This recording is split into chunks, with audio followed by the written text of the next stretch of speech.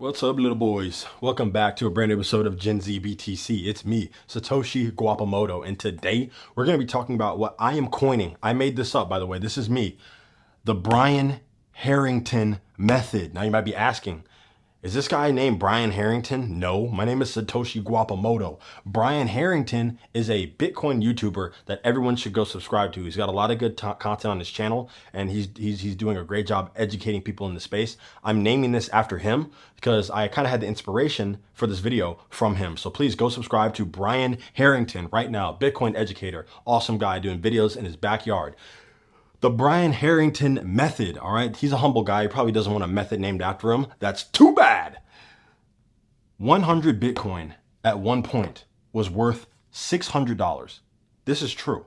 1,000 Bitcoin was worth $600 at one point. 10,000 Bitcoins were worth $600 at one point. At one point. 10 Bitcoin at one point were worth $600. One Bitcoin at one point, a single Bitcoin, you could buy a whole Bitcoin for $600.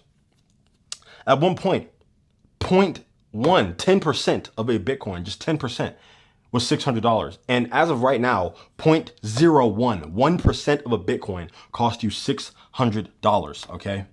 For all you who maybe didn't pay too much attention in math class, that's 60 G's. That's 60 big ones, all right, for a single Bitcoin now, approximately. As I'm making this video today, Bitcoin is around $60,000 for one.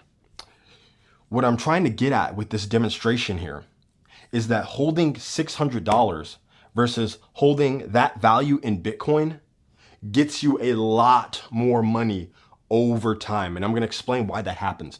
But the whole point is, down here, owning 0.01, owning 1% of a Bitcoin is more valuable than holding $600.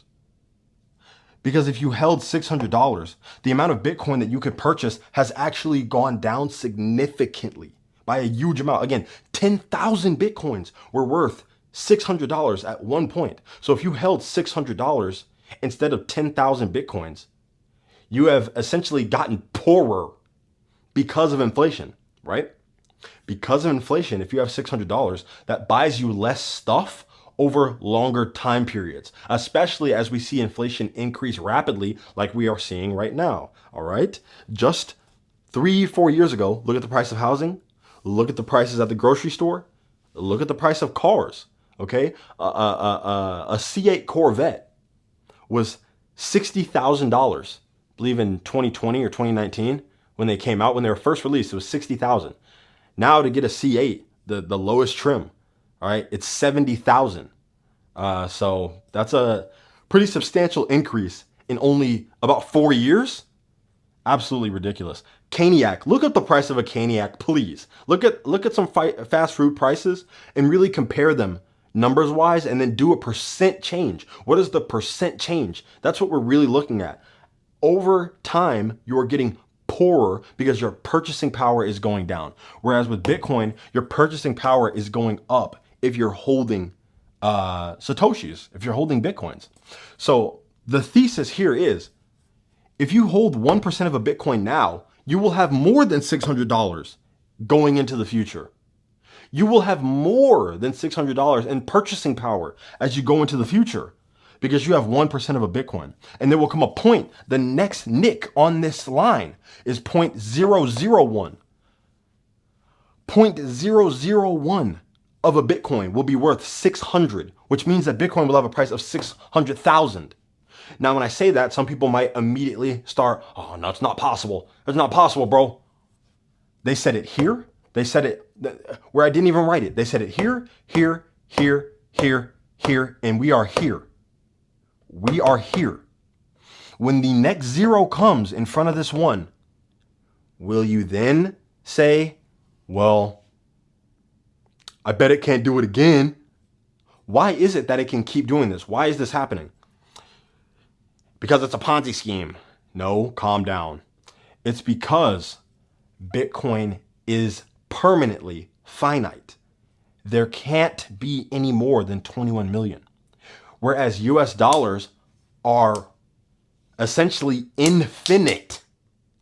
you can print as many dollars as you need in order to subsidize the economy, or to try to monetize the debt, or to build up the military, or to make sure that you can actually fund all the unfunded liabilities. Whatever reason you have, whatever reason you come up with, you can print dollars. There's no one at the money printer. There's no one at the mint. There's no one at the Federal Reserve saying, okay, guys, let's stop, okay? Let's stop, little bro, okay? You're doing too much. No, they're going to say, keep going. Keep going. Go harder. Go harder. Print some more. Here's some more paper for you. I just bought some ink. You know what I mean? This is insane. That is exactly what's happening. Bitcoin is getting monetized against the dollar. The dollar is losing purchasing power. Back in the day, you could buy 100 Bitcoins with just $600. The dollar had more value then. It was not inflated as much at that point. You have put so many dollars into circulation that they have become less valuable, they've become less rare, and now they purchase less stuff.